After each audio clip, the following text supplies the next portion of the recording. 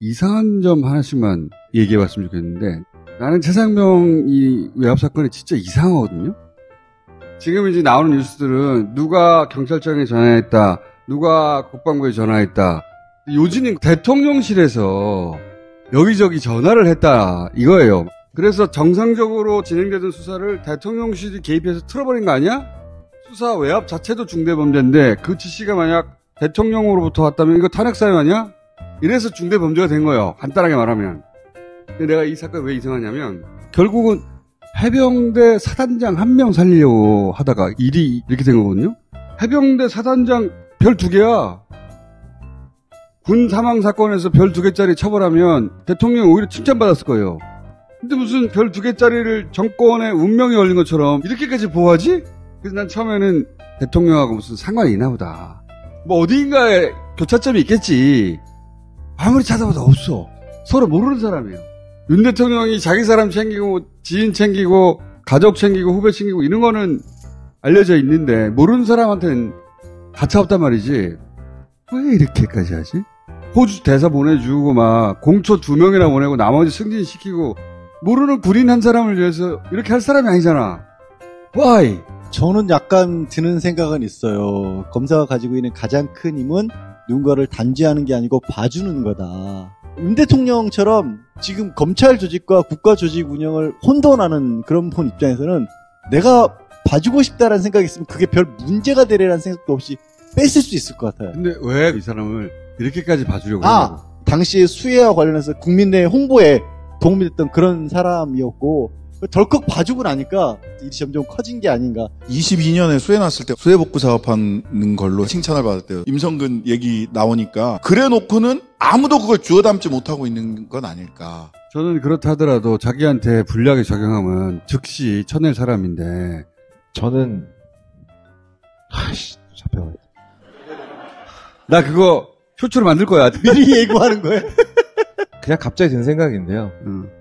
누군가가 그 사단장을 물속에서 나타난 귀인이라고. 너 왜 그래? 지나가는 사람이? 네, 지나가는 사람이 오 귀인이네. 수염을 막 만지면서 손바닥 이렇게 펴면서 검사의 시각에서는요.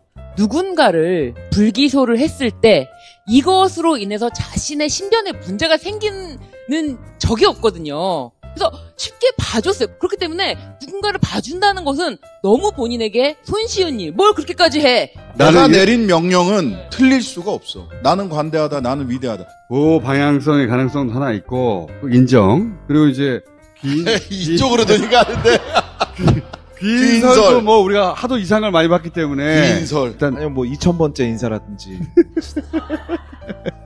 그것도 살려두고 나는 어떤 식으로 또 생각했냐면 오랫동안 안 보인 우리 대통령 부인 있잖아. 혹시 우리 레이더에 걸리지 않는 부인끼리의 어떤 교차점이 있나? 이것도 한번 따져봐야 된다. 생전 얼굴도 모르던 목사님한테 가방도 받으셨잖아. 스토킹을 당하신 거지. 가방을 투척당하신 거죠. 그때 수많은 사람들이 드나들었을 거 아니야. 뭐 그런 식의 교차점 같은 걸 찾아봐야 되지 않을까? 그렇게라도 해야 나는 이게 이해가 갈 것 같아가지고. 그럼 언니 설.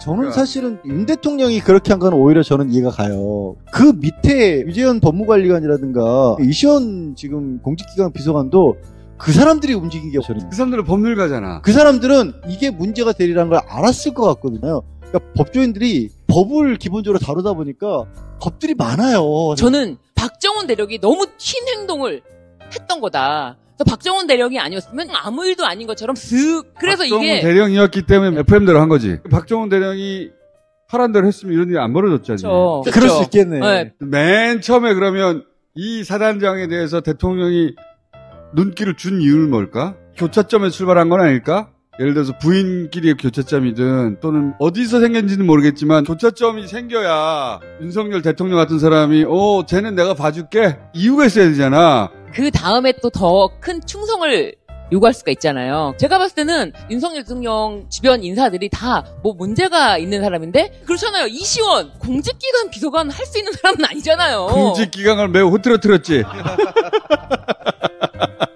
지금 아니, 정진석 비서실장도 그렇고, 뭔가. 상처가 있는 사람들을. 네, 그렇죠. 네, 이리 와. 내가 보듬어 줄 수 있어. 나는 관대하다. 네, 그렇죠. 정말 능력 있고 멀쩡하고 이런 사람 안 쓰잖아요. 이 사건은 출발이 이상해요. 그냥 저 사람이 일 잘하는 사람인데, 어이구, 잘하는 사람을 이렇게 곤란하게 하면 되나. 그래가지고 자기 부하들을 막 동원했다? 그렇게까지 관대하지 않아. 우리 윤 대통령은. 하긴 윤석열 대통령은 감옥에 있는 사람 꺼내서 부리는 스타일이잖아요.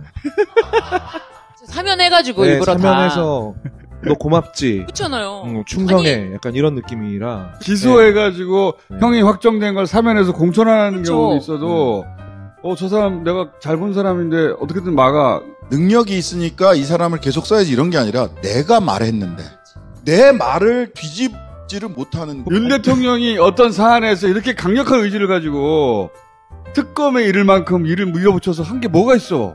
예를 들어서 근로시간 69시간 흐지부지 됐잖아. 이때까지 끝까지 한 게 아무것도 없어. 다 흐지부지 됐지. 의사 수 2,000명이랑 비슷하지 않습니까? 그것도 흐지부지 되고 끝까지 가는 게 아무것도 없거든. 그런 스타일인데 이것만은 이렇게 쫙 가느냐.